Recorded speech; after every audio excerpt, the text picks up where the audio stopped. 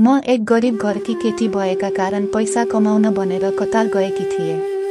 त्यहाँ मेरो रुममा बस्ने अरू दुईटा साथीले मलाई एक दिन यस्तो अचम्मको दृश्य देखाए जसले त म हेरेको हेरै भए। उनीहरूले मलाई त्यस दिन छोल्न पनि सिकाए। मेरो पुतीमा औँला छिराएर पटक पटक मेरो फुसी झारिदिए। यो सबै कसरी भयो जान्नको लागि भिडियोलाई अन्त्यसम्म हेर्नुहोस्। साथीहरू, यस कथालाई अन्त्यसम्म हेर्नुहोस् र केटा भए आफ्नो लाडो छोलेर वा केटी भए आफ्नो पुती छोलेर फुसी झारेर मजा लिनुहोस्। यस भिडियोलाई मन परेमा लाइक गर्नुहोला र च्यानललाई सब्स्क्राइब गर्नुहोला। यति गरेपछि तपाईले मेरा भविष्यमा आउने भिडियोहरू छुटाउनु हुने छैन। कथा सुरु गरौँ है त साथीहरू। नमस्कार साथीहरू, मेरो नाम अनिता हो। म अहिले 24 वर्षकी भए।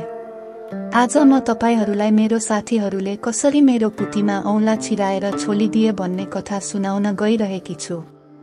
साथीहरू, मेरो घर दार्चुला हो, तर एक गरिब घरकी केटी भएका कारण मलाई पैसाको अभाव थियो। त्यसैले म पैसा कमाउन भनेर कतार आए र अहिले दुबईमा एउटा ठुलो कम्पनीमा काम गरिरहेको छु। तर यो कथा त्यति बेलाको हो जब म भर्खर कतार आएकी थिएँ। यहाँ हाम्रो तलब राम्रै छ र खान बस्नुको सुविधा पनि कम्पनीले नै दिएको छ। कम्पनीले एउटा कोठामा 3 जना बस्ने भनेर तोकिदिएको छ र हामी अहिले त्यही हिसाबले बस्छौँ। म जब सुरुमा कतार आएकी थिएँ म एकदम सोझी थिएँ, तर अहिले मलाई मेरा सँगै बस्ने साथीहरूले रन्डी नै बनाएका छन्। खासमा कुरो के हो भने म र मेरो कोठामा बस्ने साथीलाई सँगै नियुक्ति गरिएको थियो। हामीहरू सबै एकै दिन क्वार्टरमा आयौँ र एउटै दिनदेखि कम्पनी जोइन गरेका हौँ। पहिला केही दिनहरू त ठिकै थियो। हामीहरू नयाँ थियौँ र एक अर्कालाई जान्न उत्सुक थियौँ। म भने अलिकति कम बोल्ने स्वभावकी थिए, तर उनी ड्युटी जाने 2वटी भने अलि, त्यसैले उनीहरूको सम्बन्ध गाढा भएछ। मसँग त्यति गाढा नभएको त होइन, तर उनीहरू 2वटीको जस्तो एक अर्कासँग आफ्नो यौन जीवनको कुरा गर्ने सम्बन्ध चाहिँ बनेको थिएन। तर एक दिन अचम्म भयो। 8 बजे खाना खान मिल्थ्यो र हामी खाना खाएर आयौँ। म भने एकैछिन हावा खानु पर्यो भनेर बाहिर निस्किए र करिब 9 बजेतिर कोठामा फर्किए। म कोठामा फर्किँदा त उनीहरूले आफ्नो सबै कपडा खोलेर नाङ्गै भएर एउटै बिस्तारामा सुतिरहेका थिए। अझ भन्नुपर्दा एउटी निसाले अर्की सीताको पूर्तिमा औँला छिराउँदै थिए। म त त्यो देखेर छक्क परे। उनीहरूले मलाई देखेका थिएनन्, तर निसाको चाक मतर्फ थियो र उसको चाकमा त रौँ आइरौँ रहेछन्। उसको भुत्लाले कालो भएको चाक मतिर थियो। मैले त्यो के गरेका होलान् भनेर निसा भनेर चिच्याए। उनीहरू दुवैले सुनेर म तर्फ फर्के। मलाई देखेर त उनीहरू रातो पिरो भएर शिरको ओड्न लागे। अनि मलाई अब बिस्तारामा बस भने। म त डराई उनीहरूको छेउमा गएर बसे र सोधे, यो के गरिरहेका तिमीहरूले? उनीहरूले सम्झाउँदै भने, हेर अनिता, हामी अहिले त्यही 22-23 वर्षका भयौँ। जवानीको उखुर्ल्याउँदो उमेरमा आफ्नै देशमा गाउँका केटाहरूसँग चिक्नुपर्ने, रमाइलो गर्नुपर्ने उमेरमा अहिले यहाँ पराई मुलुकमा काम गर्न आएका छौँ।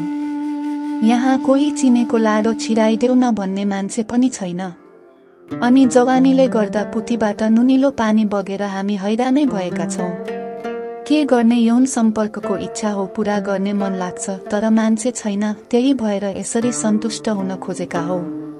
त्यो बेलामा म पनि 24 वर्षकी थिएँ।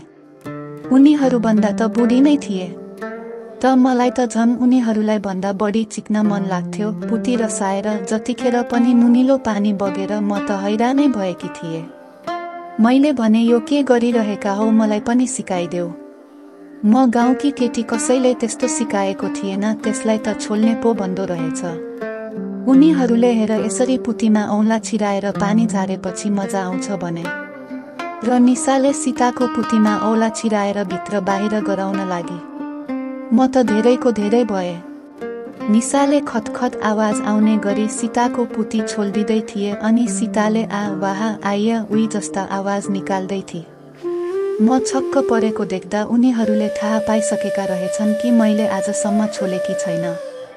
र निसाले आऊ म तिम्रो कति मजा छोलिदिन्छु अनि हेर कति मजा आउँछ भनी। म लजाए अनि उसले किन लजाए कि अहिले लाज मान्यो भने यस्तो मौका फेरि फेरि आउन सक्छ, आऊ म तिमीलाई स्वर्गको आभास गराउँछु भनी। मैले पनि माने र आफ्नो टी सर्ट खोल्न लागे। साँझको बेला थियो, त्यसैले मैले ब्रा पनि लगाएकी थिइनँ। मेरो उमेर उनीहरूको भन्दा ठुलो भएकोले मेरा दुध पनि उनीहरूको भन्दा ठुलो थिए। मेरा दुध लुथ्रोङ झुन्डिए र तिनी दुईटीले त सिधै मसिन झम्टिन आएर मेरा दुध हातमा लिएर चुस्न लागे। उनीहरूले चुसेर एकैछिनमा नै मेरो दुध थुकले लतपत बनाइदिए। मलाई भने साह्रै मजा आइरहेको थियो र म चाहिँ उभिरहेकी थिएँ। त्यतिकैमा सीताले मेरो सुरुवाल ल्वात्त तल सारेर खोलिदिए। म त जसम्म परे। मेरो पुतीमा घना जङ्गल थियो। उसले त मेरो पुतीको जङ्गलमा आफ्ना नाक लगेर सुन्न थाली। मैले कामबाट फर्किएपछि साँझमा नुहाएकी थिएँ, त्यसैले मेरो पुतीबाट साबुनको गन्ध आइरहेको थियो र पछि त उनीहरू दुईटैले मलाई झाइकुटी झ्याइ पारे जसरी बोकेर खाटमा हुत्याइदिए र निसाले मेरो पुती सहलाउन थाली र सीताले मेरो दुध चुस्न थाली। मेरा दुधका मुन्टा ठाडा भएका थिए र पुती पनि रसाइरहेको थियो। उनीहरू दुईटैले पालैपालो मेरो पुतीबाट आएको नुनिलो पानी पिउन लागे र निसाले औला छिराएर मेरो पुती छोल्दिन लागी। मैले एकैछिनमा नै फुसी र यसपटक पनि उनीहरू दुईटैले मेरो पुती पालैपालो छोले र मेरो फुसीले भिजेको पुती एकैछिनमा नै सुक्का बनाइदिए। म चाहिँ आनन्द मानेर त्यही सुतिरहे र उनीहरूले फेरि आफ्नो आफ्नो पुती छोल्न लागे र कस्ता अचम्मका केटी रहेछन्। आफ्नो फुसी झार्ने बेलामा त मसिन आएर मेरो पुतीमाथि झारिदिए।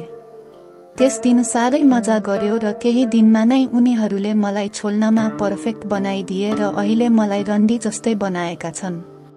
अझ उनीहरूले त हाम्रै सुपरभाइजरसँग चिकेका पनि छन् र मलाई पनि मेसो मिलाइदिने बाचा गरेका छन्। के लाग्छ तपाईहरूले के मैले जस्तो पर्फेक्ट तरिकाले छोल्न सक्नुहुन्छ त? कमेन्ट गर्नुहोला। साथीहरू, आजको भिडियोमा यति नै। यदि यो कथा मन पर्यो भने यस भिडियोलाई लाइक गर्नुहोस्। भिडियोको तल यो कथा कस्तो लाग्यो र तपाईले पानी झार्नु भएको नै कमेन्ट गर्नुहोस् र सब्स्क्राइब गर्नुभएको छैन भने सब्स्क्राइब गर्नुहोस्। यसो गरेपछि तपाईले भविष्यमा आउने भिडियो छुटाउनु हुने छैन।